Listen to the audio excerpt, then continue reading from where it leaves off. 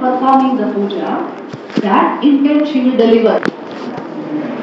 Are you getting it? See, that is the value of the puja. You are worshipping mother for something, you must make it clear in the sankalp. And accordingly she will grant it. Only thing is when you are performing the puja, see you are now doing Pran Pratishtha, invoking the mother in the image, you must 100% believe she is there. And you should perform the puja as if she is there. At that time you should not think and philosophize, oh is it my imagination or has she really come? No such thing. Yes, with full faith and devotion when you perform the puja, you are making the transmission of prayer perfect there. So whatever sankalpa you put, accordingly the fruit is got. And it is an actual fact. Sri Ramakrishna has said so many times, exactly what you ask for she will deliver. Not only during the puja. Have you visited these powerful Shakti peeths? Yes? Kamakhya and so many, there are 52 Shakti peeths. These are very powerful spaces where the divine energy resides. So when you go there and pray, immediately it will be answered. It is all Jagrat Murti there. In different forms, Mother dwells in these peethas, and whatever you pray there, have this deep faith that it will be answered. And that is why we go there.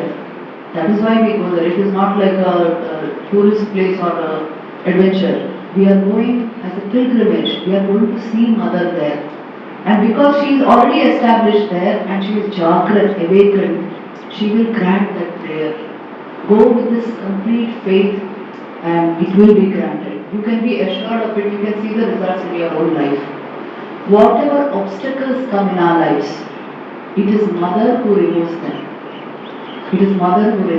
So if you are finding things difficult in your life, it can be health issues, it can be monetary issues, it can be anything, job, marriage, go to Mother. That will be removed. Because unless you see this normal survival is ensured, you cannot actually do great sadhana.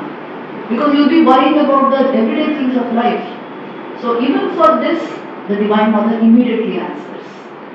I told you she is the giver of bhukti and mukti. Whatever we want, go with that faith, the faith of a child, and she will answer it. So puja and worship is one of the best ways to worship the mother and please her.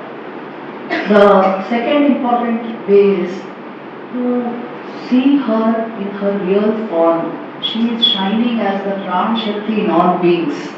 When you serve that Pran Shakti through varied forms of service, you are only worshipping her. Are you worshipping somebody else then? Now suppose you feed somebody. What exactly are you doing?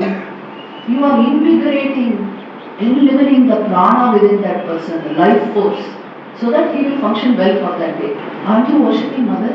Or you are doing something else? In feeding a man, you are worshipping the Mother. In providing medication to a person who needs it, you are worshipping the Mother. In teaching somebody what he needs to know, you are worshipping the Mother. In helping nurture life, nourish life, you are worshipping the Mother. What better way is there of worshipping her, tell me? After all, she has become all this. This is the perception of the enlightened. She is really body, mind and soul in all beings. So when you serve them with that spirit, aren't you worshipping her? Tell me, she is mightily pleased when you serve selflessly. When you actually nurture life, when you support human beings who are in need of support. So make it part and parcel of your life. Don't think it is different from sadhana.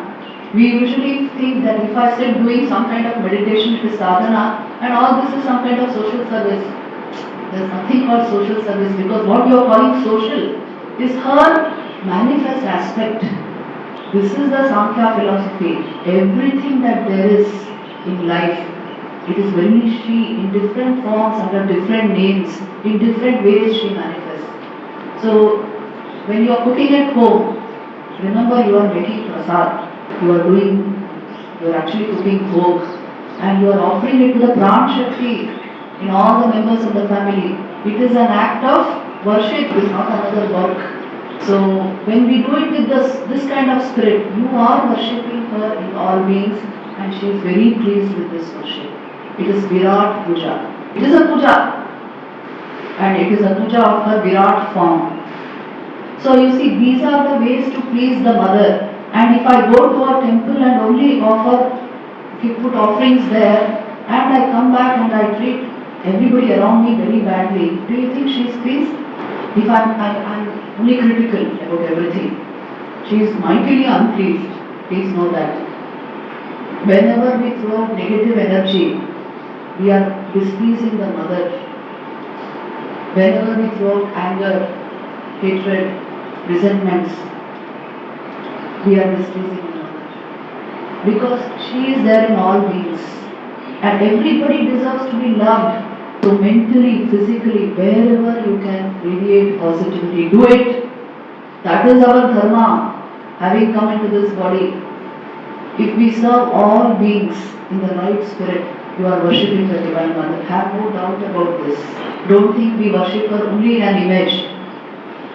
We worship her in all bodies because she resides in all bodies. So this is a huge, it is a yajna. It is a Virat form of worship by which she is very pleased, she is very happy. And the third way in which you please the mother, and you can see the results almost immediately, is if you handle your vital energy properly. Morning we discussed, she is nothing but the vitality that flows in your veins.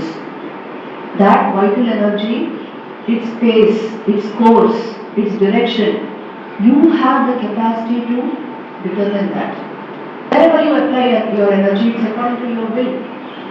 If you commit it to higher ideals, if you turn it upward, it will lead to better focus, better concentration at your work, clearer mind, inner stability, calmer emotions, deeper awareness. This is Shakti Puja. You are using Shakti to gain Shiva. This is Shakti Puja. So don't think only image worship is worship. Every action is worship. The intent is what matters. This is the message of the Bhagavad Gita, isn't it? Tell me. It is very simple, but you must make it very clear to your mind. See, the nature of the mind is now it is saying yes, this is correct. Once you go home, so many influences will follow you, and media is always there to entertain the mind. So it will go in different directions. Then you start doubting, can this be puja? Can this be worship? No, only going to temple is worship. So take care. See, that's why I said philosophical backup or understanding is very important, so that we relate our actions properly towards our goals. Everything can become worship in your life. It is your intent and motive that makes it a worship. And you may doing worship, but if your mind is elsewhere, that is no worship of the mother. That is when it does not yield fruit. Now you go to a temple, and all the time you are thinking about why your son is not obeying you, how distracted he is. You will distract your own mind from the worship. Wherever you go, be there. Whatever you do, be in that. This complete focus is the worship of the Divine Mother. And this will come if we handle our vital energies properly. When these vital energies are not handled properly, which means what? They are not used to turning upward. You are occupied mentally and physically with something very small. Just body consciousness, just how I look, how I appear. This is not reducing yourself into a very small frame. If body consciousness rules over human consciousness, that's a very small way of living. Rather, at least you develop your mind, develop your intelligence, radiate a level of life which is beyond the merely physical. This is the worship of the Divine Mother. You are worshipping those aspects of her which are waiting to manifest in your system. She is your intelligence, she is your buddhi, she is your willpower, and she is the prana coursing in your ways. Direct the direction of that pranic energy. This is so very important, especially for people doing concentrated work, students. This should be part and parcel of life. My energy is to be invested into worthy goals, isn't it? That's a worthy life. And this just giving in to all kinds of things and all kinds of entertainment, stop this altogether, because it will reduce your energies. It will reduce energy, which means you are moving away from the Divine Mother. So invest your energies in the proper manner, learn to handle it properly. See, all yogis do it. Whoever has a yogi mind, they will do this. That's why they will appear serious, committed, and you can expect results from them in whatever they do. For this simple reason, they don't allow wastage of energy. They are concentrated, committed. So this state of mind only comes when the energy is lifted up at least to the anahata, at least to the heart center. Otherwise it will dissipate, it will distract, it will destroy. That is the nature of energy. If you don't decide the course of its movement, it will go berserk. So let us take care of this. This is Shakti Puja. Please remember, how you handle your energy, according to that your awareness unfolds. According to that, life becomes deep or cheap. You decide the course of that energy. This is the real Shakti Puja. You know what Vivekananda says about this?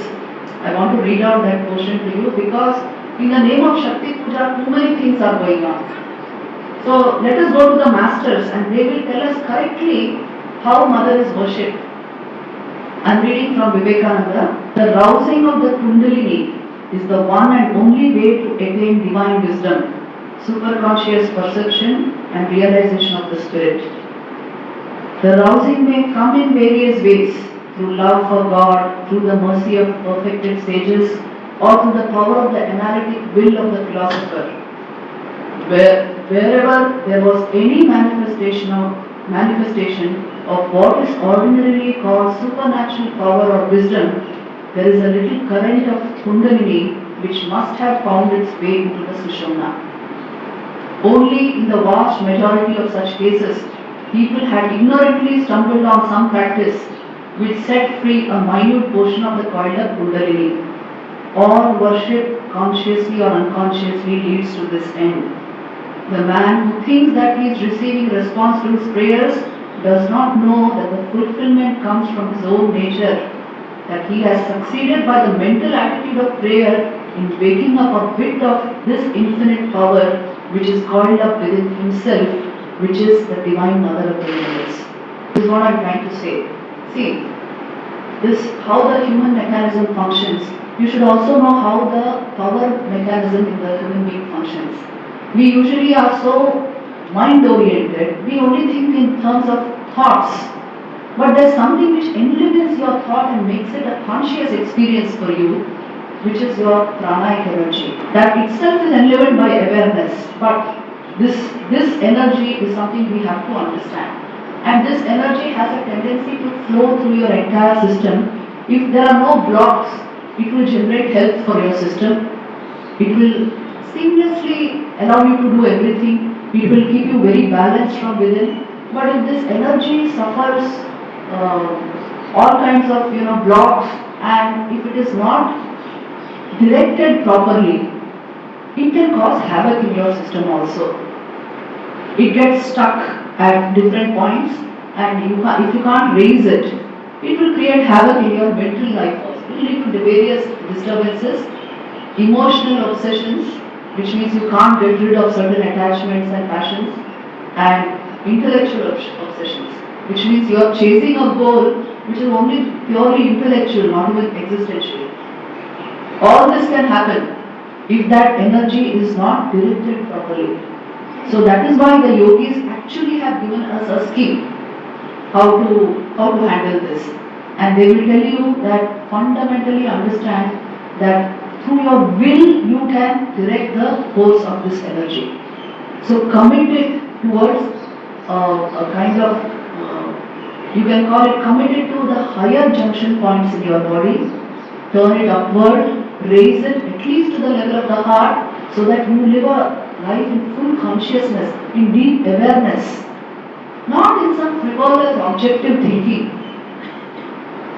So this is a possibility with every human being. Please see this, we are the only species on the planet who walk erect on the planet. Any other species walks erect? Huh? You say chimpanzee. Chimpanzee also only for a few seconds he walks erect. Okay, then he tilts like this. Then he is on his course. Why are you given to walk erect? The only species which walks erect on the planet.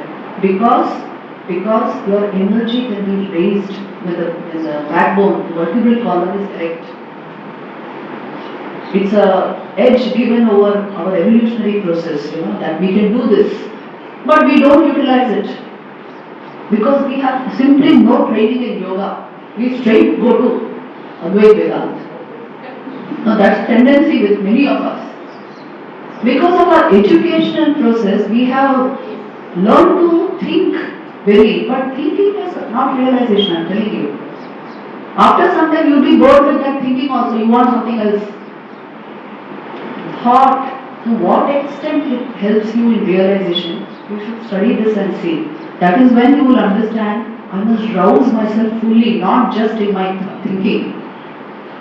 The entire mass of energy, which we are calling vital energy, is to be raised through the Sushumna in a proper manner.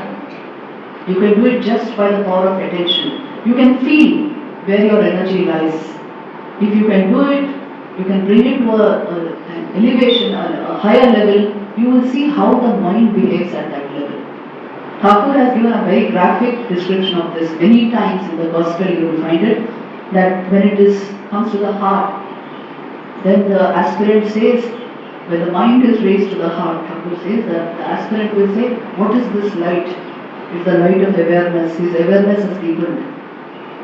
When it is raised further, when it comes to the throat, the Vishuddha chakra, then he says he can't talk of anything but God. When it goes further into the Ajna, he sees that there is only a slight partition between him and Brahman. And then it goes to the Sahasrara, which is actually outside the physical. Outside even the pranamaya kosha, it goes above the head. Then he merges into Brahman. So he is giving all these graphic descriptions only to help us understand that we are in charge of our energies. Don't put it in somebody's hands. If you don't take charge of your energy, your thought alone will not take you to the divine. This is the whole point. I may be thinking of Vedanta, but after some time I will, thought is like a cloud. It gets blown away by other clouds. That's when realization becomes very difficult.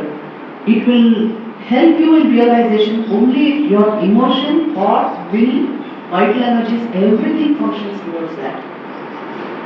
So you see, this is the real worship of the Divine Mother, because she is most pleased when you unite her with Shiva. That is her abode. Shiva Shakti Aikya means this: your vitality has been raised in such a manner it unfolds full awareness. This is the Shiva Shakti Aikya of Shakta and Shaiva philosophies. This is real Shakti Puja. The real thing is this. Because we can't do this, we are doing image worship. We are invoking her outside in an image and trying to please her there. Is this making sense? This is the real Shakti Sadhana. So, at some point, all of us have to become yogic. If you want to realize Vedanta, you require the power of yoga. By yoga, I don't mean those physical exercises, I mean this, the real stuff. Managing, handling your vital energies so that they give you the highest level of perception. And if I can't do this, there are these other methods. You do external puja, you do chanting of Chandi, you do this different forms of worship, you do your japa. If you can't even do that, like Girish used to say, I can't even do that. If you can't even do that, just love Holy Mother. Because it's a very sattvic form of that same divine Shakti who has come to us in her form, mother's form. See, tell me, whoever in the history of this world said, Ami Satero Ma, Ami Asatero Ma. Can anybody say this? Think and see in your own life, in your family. Suppose the son is totally not what you want him to be. That time also it's difficult for a mother to say this. But she said this for the whole world. And she actually treated everyone like that. I am the mother of the virtuous and I am the mother of the wicked. And she showed us. You know that incident of Harish and all that, later on she would defend, she would say his wife had put pills into his mouth and drugged him. That's why he behaved like that. Everywhere, every incident of mother, you go deep into it, you will see she is really the mother of all creation. She cannot but be. So if you just study this life and go deep into it, you will understand how love will naturally come into your heart. I travel all over the world and I am telling you, everybody is devoted to mother, primarily. Everybody wants mother. We can't go without mother actually. And she has told us, I am your mother. Whenever you are in difficulty, remember you have a mother. And she would say, not Patanama, not what would you say? Yes, not that kind. Your real mother. There is a very beautiful incident, let me tell you that. See, these are the incidents in mother's life which you should know as devotees. There was one young boy called Jnana. It's not Jnana Maharaj, not that one. Another one lad who used to come to mother when she was in Jairambati. His name was Jnana. He was, I think, 14-15 years old. And he was a very nice, bright boy, but very adamant. So he used to come to mother, and mother used to give him small errands to do. So one day she told him, see, means just close to that Amodar river, there is a big tree which has beautiful yellow flowers, like bright yellow flowers. You go take this basket and bring them for my worship. So he went dancing to the tree and he started cutting flowers, and mother quietly she sat down for the morning worship of Thakur. Then after some time he came with that basket of flowers. And then mother took the basket and then she signaled to him to sit there. So he sat there watching her worship. And then mother finished the worship. She offered food to Thakur. And after everything was done, she bowed down to him.